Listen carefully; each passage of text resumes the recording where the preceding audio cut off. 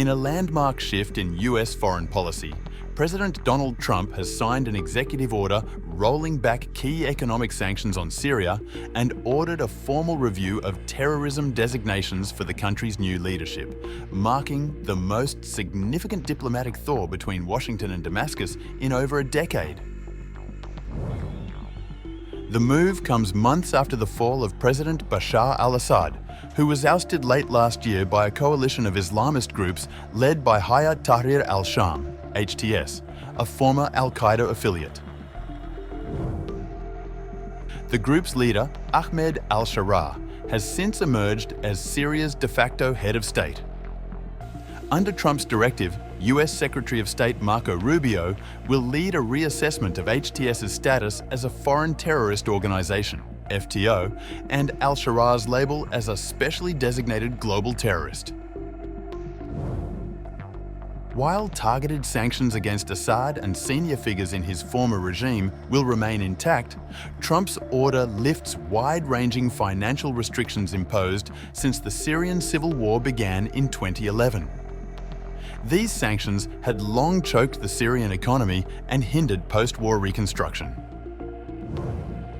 The announcement follows Trump's unpublicized May meeting with al-Sharaa in Riyadh. During their talks, the two reportedly discussed Syria's future, reconstruction funding, and a possible path to normalized relations with Israel, an idea long considered taboo in Arab capitals.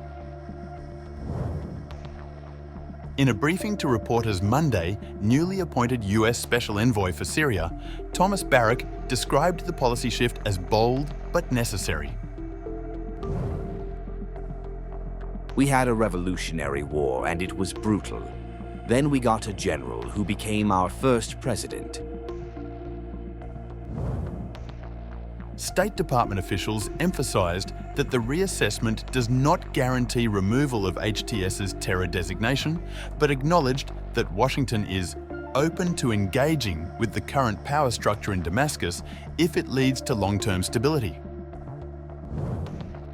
The decision is already generating controversy in Washington. While some Republican lawmakers cautiously welcomed the move as a step toward realpolitik, Democrats and many national security experts criticized it as dangerously short-sighted. It's surreal to see a US president ease sanctions on a group that was until recently part of al-Qaeda. This sends a dangerous signal to both allies and adversaries.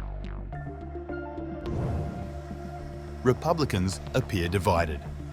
Senator Marco Rubio, now Secretary of State, defended the decision as a recognition of the facts on the ground, while warning that the US would not hesitate to reimpose sanctions if HTS failed to evolve. Stability in Syria is in America's interest, Rubio posted on X. The alternative is further chaos, Iranian influence, and renewed ISIS activity.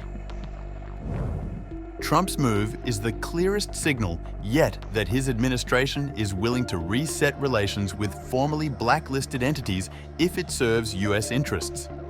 As one administration official put it, "The world is changing, and so must our diplomacy."